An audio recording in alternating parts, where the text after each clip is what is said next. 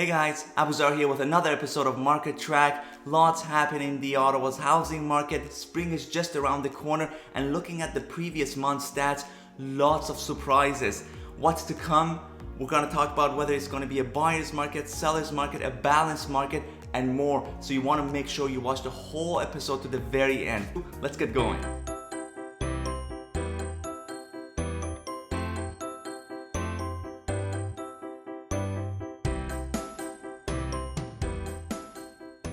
I'm seeing very interesting things happening, especially in the residential freehold versus the condominiums. We had in the previous month a bit of a fluctuation. I see that the number of listings are dropping drastically. At the same time, the residential freeholds are picking up again. And we're getting close to where we were around August, September in terms of prices. So that we have to keep an eye on, considering Bank of Canada's decision to calm things down a bit, because we don't want to go in a full recession mode, and that's something that we want to avoid by all means. So it'll be interesting to see how things will entail in the coming months, and I will always keep you guys posted. Before we get into the numbers, please remember to like this video and to subscribe to my YouTube channel, and if you have any questions at all, please comment or reach out to me direct. I'll be more than glad to answer them. Alright, so first we'll take a look at the Ottawa and surrounding. So it's a general idea, and then we'll get more specifically and taking a look at each category separately. Looking at the previous month of February 2023 versus the previous year, 2022, looking at the number of sales for residential freeholds, that's non-condominiums. For number of sales for 2022, we had 1,088. And for 2023, 633, and that's a drop of almost 42%.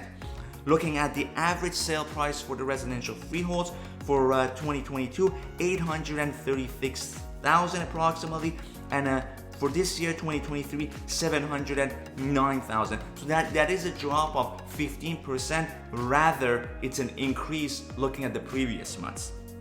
Looking at the condominium market, looking at the number of sales for 2022, we had 323 units versus 2023, 222 units, and that's a drop of almost 31%. And look at the average sale price for the condos for 2022, 467,000 approximately, and for 2023, 411,000. That's a drop of 12%, and that's also a slight drop for condos looking at the previous month. So now let's take a look more specifically at the residential freeholds, and looking at the listings. The listings have dropped drastically. So look at the previous months, October, September, we had about 1,600 to 1,700 units available. Now we've dropped to almost 1,000 units. So a lot of units are being removed from the market. Sellers want to know what's going on. They want to wait off and see, I believe. And it's interesting, while at the same time, the number of sales are going up. So again, the supply and demand margin is getting closer to one another. And taking a look at February 2023, we had 1,007 units, active units available, and 459 sold units. Looking at the previous year, obviously it was a whole different market. For February 2022, we had 475 active units and 794 sold units.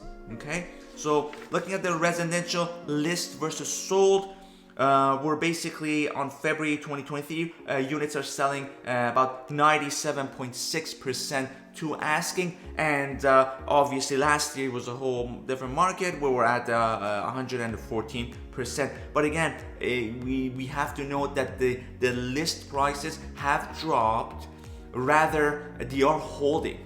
And the sold prices are selling very close to that amount of hold per se. So to give us a better feel, we take a look at the residential average sale per month, and average sale price for February 2023, we're at almost 740,000. So we're pretty much up from the previous month in the residential freehold. That's very interesting to keep track of. looking at the previous year, we had a drastic peak of 892,000. So we're not where we were before, but comparing to the previous months, we're slowly climbing, and this shows me the confidence level of buyers. Okay, taking a look at the residential freehold days on the market, and look at this. This is another interesting thing. So the number of days a unit takes to sell has also dropped. So we've gone month over month. Looking at January 2023 and February 2023, we've dropped from 41 days to 33 days, and year over year, it was a different market. 8 days for February 2022 versus February 2023. And now taking a look at the condominium market. Now, the trend is similar, but we have a bit of a fluctuation. So the number of listings have dropped, the number of sales have increased, and the average price has slightly dropped. So let's take a look. Condominiums, list versus sold. We had for February 2023, 516 active units and 203 sold units, versus last year where we had 231 active units and 309 sold units for February 2022. Now let's take a look at condominiums, list versus sold price ratio, and for February 2023 we had 97.2% versus 106.7% last year. But remember, the condominium prices have kept very well, and they've I guess they're riding the wave better than the residential freehold. And this next chart will give us a better idea. So now let's take a look at the condominium average sale price for February 2023. We're at 416,000 versus last year, which was 475,000. And we're not to that point yet, but we are keeping steady as far as the average goes, and it's very interesting to keep track of. Looking at the days on the market for the condominium is pretty much the same. So this tells me we have a more of a balanced market here, and on the residential freehold side we see a calmer, rather escalating movement and an increase. Taking a look at the rental market now, similar to these two other categories we discussed, we're seeing a very sharp drop in the number of listings, and we're basically for February 2023 we had 646 active listings and 433 rented units. Looking at the previous year, the inventory list versus rented, very similar. So looking at February 2022, we were at 608 units available active and 385 rented units. So I see the trend is repeating itself, and whether the margin between the active and rented units will shrink or not, that will dictate how much landlords are able to charge per month based on demand, and whether the prices of rent will increase in the coming months. And that's interesting to keep track of as well. Taking a look at the rental days on the market, very similar to before, nothing drastic or of concern. We're looking at February 2023, we're looking at 33 days on the market versus 30 days. So nothing has changed. Rental market's keeping steady, and obviously, you know, the way it's advertised, the way it's priced, similar to selling a home, it all matters. It all matters. Okay.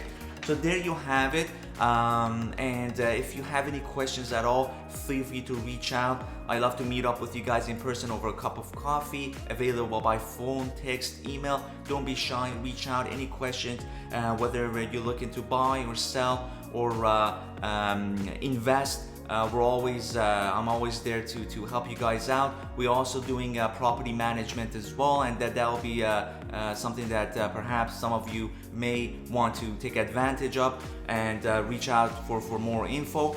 And what's to come, I feel, with what's happening with the Bank of Canada decision, perhaps to calm things down. We'll see more confidence with buyers. The list prices or sold prices, rather in ratio, will keep steady and slightly climb, and perhaps come next year this time or even a bit earlier, we may see a slashing in interest rates as well. And again, will fuel the market, and we will see more transactions and perhaps increase in prices slightly, based on immigration, based on domestic requirements, housing requirements, based on the lack of builds, and overall I think it's bound to happen. Whether it happens 6 months, a year, or a year and a half from now, I think what we will be expecting, or what we should be expecting, is to get back to the prices that we had seen.